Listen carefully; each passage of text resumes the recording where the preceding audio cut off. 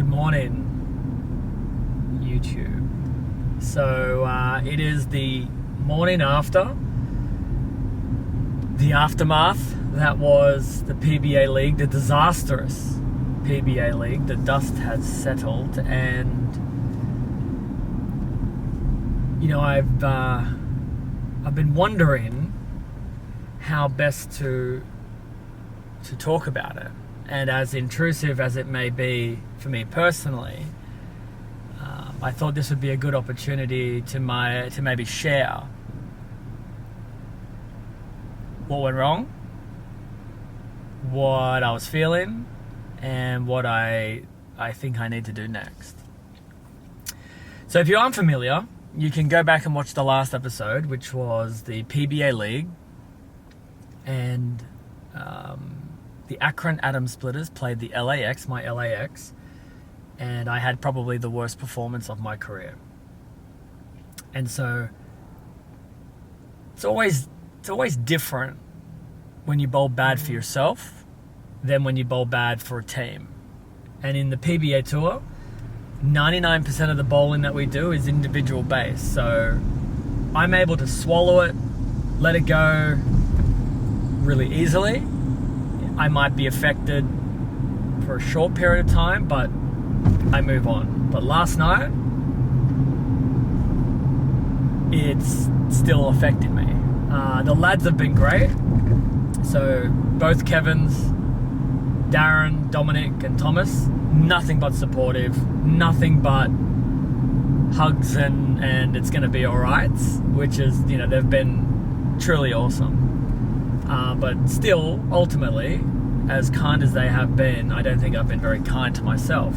So it is a lot to process at just how bad it was for how good I normally am in that situation. And so the expectation is high. And when you fail and you let down a lot of people, that's what at the core has been really difficult for me to process and accept and move on. Granted, it's only been a day, but sometimes you just know things are going to stick with you a little longer than most. Okay, so the way that I work, I feel like I'm a very logical person, and I'm also a problem solver.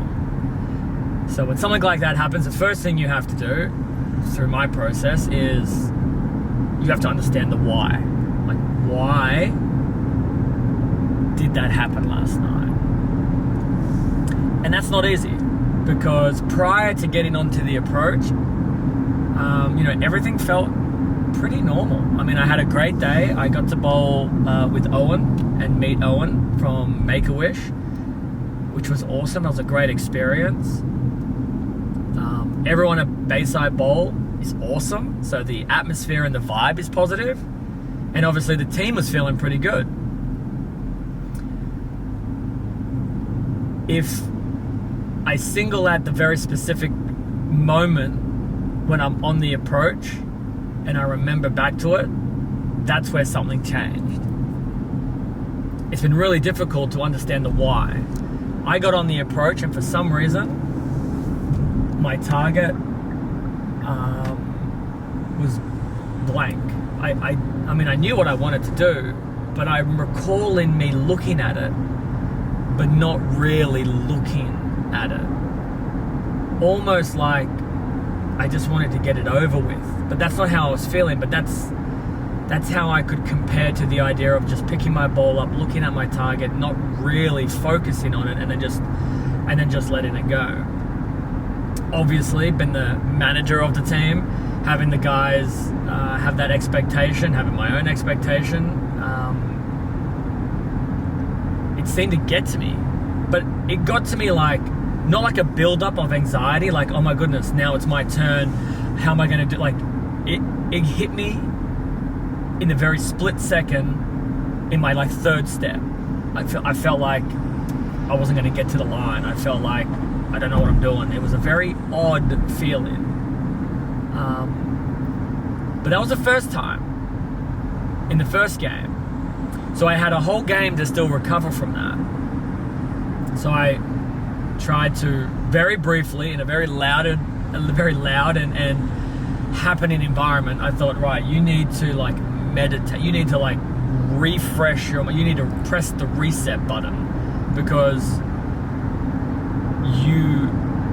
that wasn't a normal, that happened one time, forget about it, you're going to be fine for this game. And the first shot I threw in the second game was not great, but not horrible, but not great. And then I had an opportunity to win it for our team again, and the exact same thing happened. I felt like I was in control. I felt like everything was fine. I got up onto the approach. Third step in, everything just went blurry, and not blurry in the sense of like visual, like nothing went blurry, just blurry in my head, just forgetting how am I letting this go. And you'll know if you're a bowler, like when you go to let go of the ball, you know how you want to let go of the ball, where your hand wants to be, how fast you want to throw it, and that's the blurriness. All of that just faded out of my head. Okay, so understanding that's the why it went the way that it did. Now I have to understand, like, how am I going to fix that? So the how to fix, not very easy. I can digest it and I can replay it in my head and I can understand, but I'll need to get into that position again to know if whatever I'm doing to fix it is going to work. Practicing, talking about it, all great, but I gotta feel that same way again to understand what am I gonna do if that happens again. So I do have a couple of fail-safes, some kind of like little backups that should that happen again, what am I gonna do? Well, the first thing I'm gonna do is stop.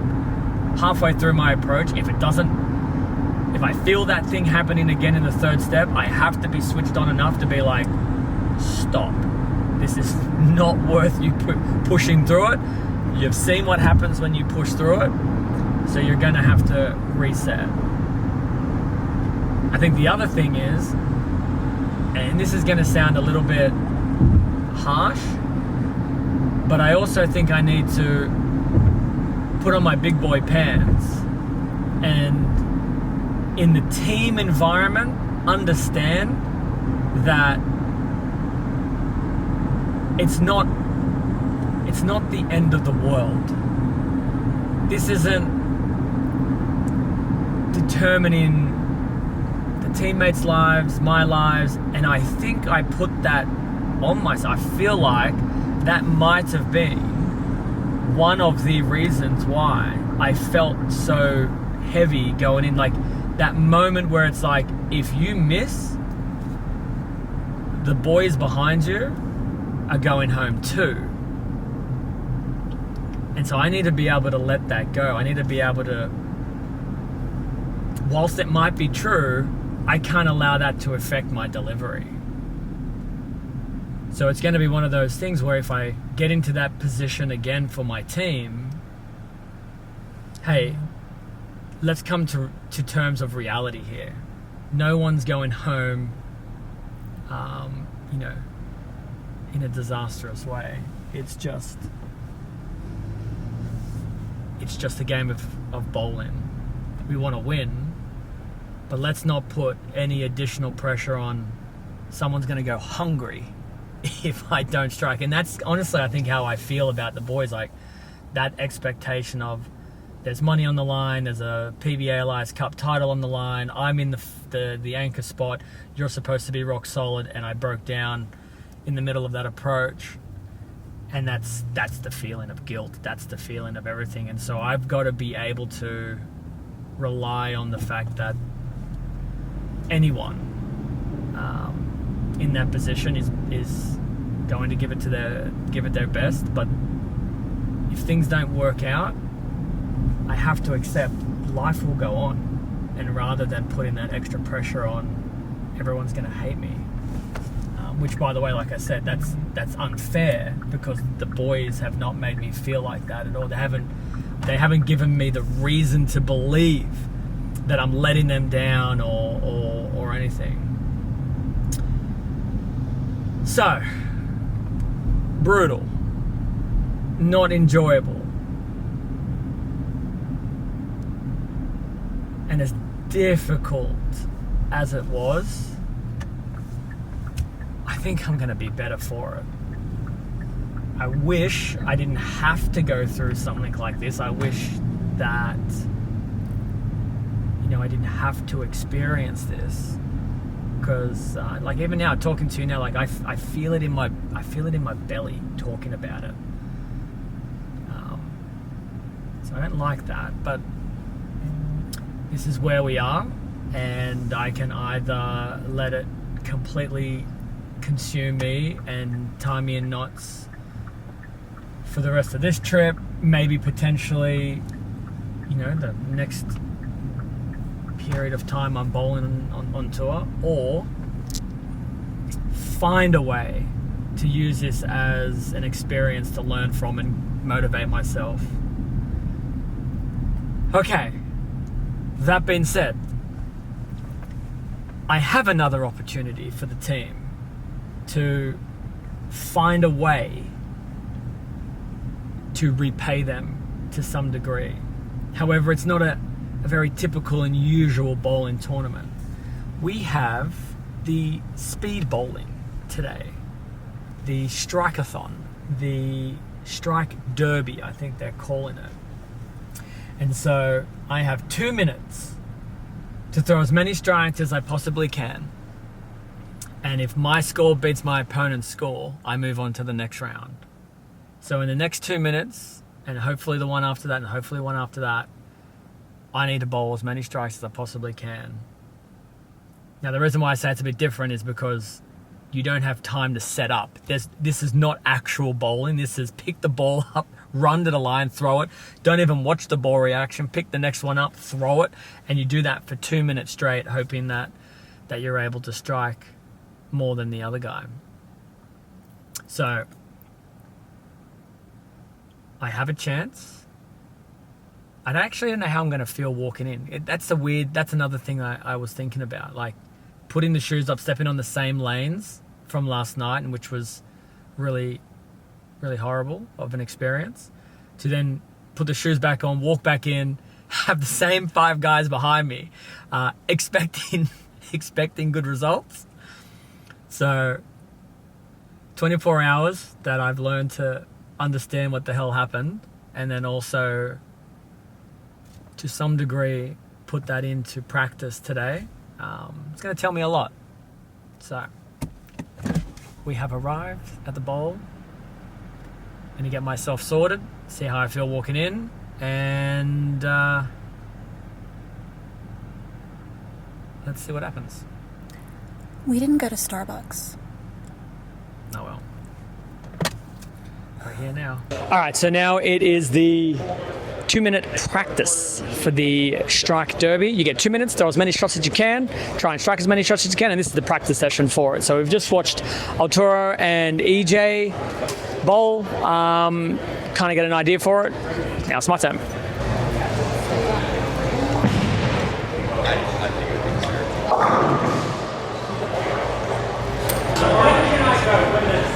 I'll show you what it's going to sound like. The horn is like go. So we used You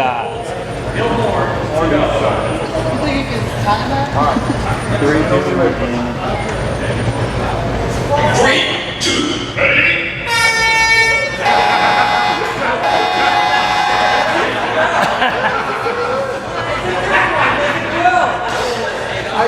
Okay, you're testing it. Okay, fine. Not the girl one. I love it. Let's go. Hold on. This is the one it's going to be. This is the one it's going to be because the other one does not sound good. 3, 2, 1, ready, horn. All right. From the top. Ready. 2, ready.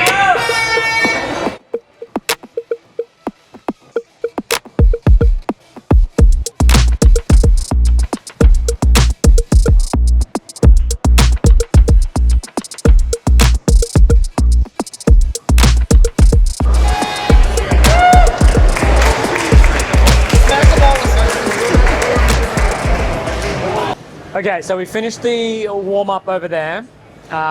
Two kind of major things that stuck out. The first, there's a lot of oil on the ball after you throw it. And so both ball reaction changes considerably. And the fact that I'm two-handed, my opposite hand is sitting on a whole load of oil. So it becomes quite slippery. So creating consistent ball reaction is going to be a problem. But I guess we all have to deal with that.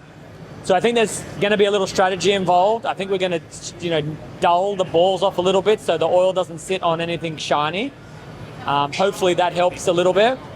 I'm bowling against Carl True, and I'm the highest seed, so I have a choice of starting or going second. I think I'm going to start, and what I'm hoping is as I'm throwing shots, there's 15 or 16 shots that I can, maybe more if I'm lucky, that's going to affect the oil pattern, make it a little harder for him as well. So if I can just get decent ball reaction out of enough bowling balls and get enough strikes and make the lanes trickier for him, I'm a chance. But when I was throwing the balls in the practice, in my head I'm like, I don't know how I'm going to do this. It is really difficult for me. So the speed's not the issue. Like, everyone's kind of complaining like, 2 minutes, like, I'm so tired. I don't feel tired, and it's not the speed. It's just simply, I might throw the ball backwards on one of these shots because it's just going to slip out of my hands. And I don't have time to wipe it off. You don't have time. You've got 2 minutes. So anything is going to happen. I've already told the lads, listen, I feel bad about the team event. I'm going to do my best. And then they watched me bowl that practice. And I don't think they were looking at me with a whole lot of confidence. And I don't think my face displayed a whole lot of confidence. So we're going to go into it with a smile, and I'm going to do my best. See what happens.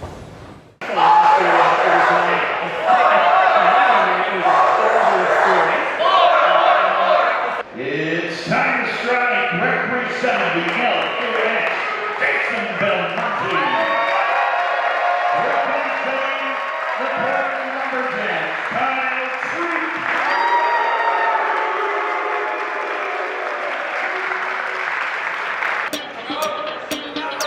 Three, two,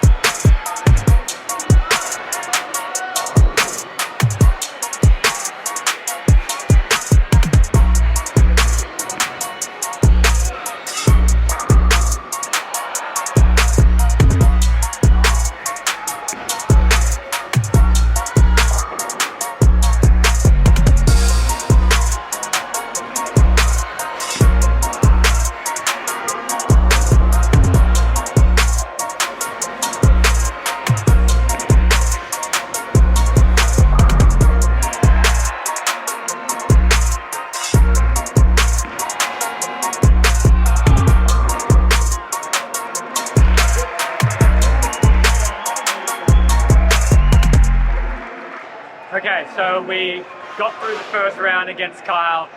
We dulled those balls off a little bit, made it a lot easier to hang on to it, and more importantly, I still had a lot of shape down lane, where in the practice session, some of those balls were going dead straight because of the amount of roll. So we got 10. I definitely felt like I probably got a little lucky, to be honest, because I think I had 1 or maybe 2 Brooklyns, and I didn't see every shot. But listen, I don't care. The game has always been, it's not how pretty, it's how many. So in this format, probably even more so, because they're never very pretty. Now I've got to wait to bowl against either Packy, Hanrahan, yes, Spencer. So they're about to kick off now. I might sit back and enjoy it, and then try and do it all over again. So I'm glad I work out at home, because 2 minutes of straight bowling like that, you would think to yourself, oh, that's probably pretty easy. You get quite sweaty. It's quite hot with the lights. So I still have enough energy left in me for another couple more rounds. So that's good news. 3, 2, ready.